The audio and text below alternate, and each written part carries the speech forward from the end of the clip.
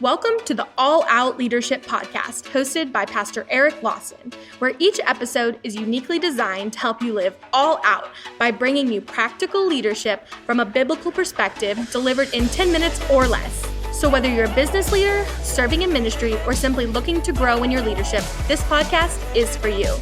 Before we dive into this week's topic, make sure to subscribe to the podcast and download the show notes at ericlawson.com/podcast. And while you're at it, feel free to share the content on social media. Now, let's join Pastor Eric for this week's conversation. Welcome to another edition of the All Out Leadership Podcast. We are continuing on stewardship of treasure. We looked at the parable of the steward who was wasting his master's goods, and the Lord corrected and confronted him, and we're looking at 5 principles that we draw from that story.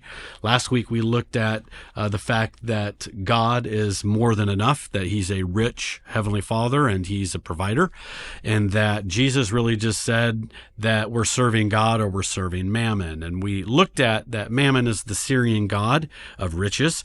And if we have a lot of financial worries that continually plague us, it might be a symptom that lets us know the deeper issue is we've put our trust in a false god, because mammon makes promises that only God can deliver, only God can fulfill, but mammon still makes those promises. Let's look at 3 promises that maybe you have bought the lie of these promises that money, mammon provides, and maybe that's why you're struggling with worry. Hebrews chapter 13:5 tells us the first thing we see is mammon promises security, but Hebrews 13 tells us only God ultimately can give us security. The author of Hebrews said, keep your lives free from the love of money. Again, money's not bad. Many people go, well, money's the root of all evil. No, the love of money is the root of all evil. So keep your life free from the love of money and be content with what you have, because God said, never will I leave you, never will I forsake you. And so we can say with confidence, the Lord is my helper, I will not be afraid. When we're continually in worry when it comes to our provision, it could be we're looking to money and mammon to be the source of our security rather than looking to God. I like this word contentment in this definition I once read of it. Contentment is not fulfillment of what you want, but the realization of what you already have. Because if we really stop to look at all we have, we truly have more than enough that we could truly have a degree of contentment. Now, when it comes to trusting in money to provide security, I have found that some of the most worried people financially are actually rich. Because when you're poor, you worry about getting money, but when you're rich, you worry about keeping money. Money and the amount of money you have actually never seems to solve your worry. In fact, the more money you have, the problems just get bigger. When you're poor, your problems are relatively small because you can't afford big problems. But the more money you have, the bigger your problems, and also you become a bigger target. Not a lot of people are plotting on how to steal the $50 you have tucked away under your mattress. But when you're a multimillionaire or billionaire, you're a target. And so actually, rich people tend to worry more about money than people who don't have money. I love this story of a rabbi who was in a small Jerusalem apartment, and he only had one chair, a desk, and a bed. Well, there was a wealthy Jewish lady from New York who always wanted to visit him. She was in Israel, and she got a chance to meet the rabbi, and so she stopped by his apartment, and she looked around, and she just saw there was a chair, a desk, and a bed, and she goes, Rabbi, is this your house? He said, yes. And she goes, well, where's all your furniture? And the rabbi looked at her with a smile and said, well, where's your furniture? And she said, I didn't bring my furniture. I'm just traveling. And he goes, He smiled, so am I. And I like the idea that he had, that truly we're sojourners, we're traveling through. And when you travel, you just tend to pack a little bit lighter, except a couple of you. I've seen you, 47 suitcases. You're the reason that Southwest now charges for bags. Thank you.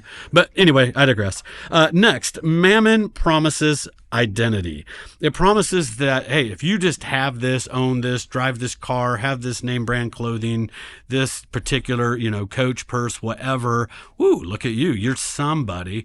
And our whole world just puts their identity and how we dress, the car we drive, the neighborhood we live in. And it's such a lie. It's such a false security, a false sense of identity when it's wrapped into things. And that's why we worry about status, because status is really the word stats. And if you break it down, it's stats on us. And so if your whole identity is about your status, you always have to watch everybody else's stuff to make sure your stuff's better than their stuff. And then you're really always trying to keep up with the Joneses, which usually leads to us spending money we don't have to impress people whose opinions don't matter. We'll get to that. I like what Jesus said, Luke 12:15. And then he said, be aware, do not be greedy for what you don't have. Real life is not measured by how much we own. How different would our life look if we actually believed the words of Jesus, that our life, the quality of our life, the value of our life is not measured by what we have. That would be a game changer. And next we see mammon promises happiness. Oh, if you could just get this next thing, latest, greatest, you will be happy. Remember iPhone 1 and then iPhone 2, and we're on like iPhone 233 now, and you just always got to get the next one to be happy. Ecclesiastes in the New Living Translation says this: those who love money will never have enough. How absurd to think that wealth brings true happiness. Now, that's written by the guy who was the wealthiest man, even by today's date, to ever live. And he understood that wealth can't truly make one happy. 1 Timothy 6:17, command those who are rich in this present world not to be arrogant, nor to put their hope in wealth, which is so uncertain, but to put their hope in God. Paul takes a moment. He goes, hey, I'm going to talk to all the rich people for a moment. And we like to go, yeah, Paul, go get them rich people. Well, the truth is, Paul's talking to you. Paul's talking to me. Because if you're in America, you're listening to this, you're rich. But we don't feel rich. So we always continue to try to get rich, because rich to us is kind of like a feeling. Well, the problem with feelings is they come and go, and everything impacts our feelings. So if you're waiting to feel rich, you're probably going to be waiting the rest of your life, and it's never going to get there. What you got to really do is just actually look at the facts, because the facts actually tell you that you are rich.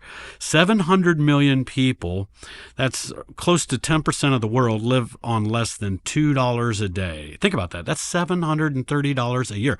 You probably spent that on your kid's iPhone, and you got 3 kids walking around with iPhones. And that's about 10% of the world. 1.9 billion people, that's 46%, live on less than $5.50 a day. That's $2,000 a year. I was doing some research, and about the average person Starbucks or coffee stop budget is about $1,500 a year.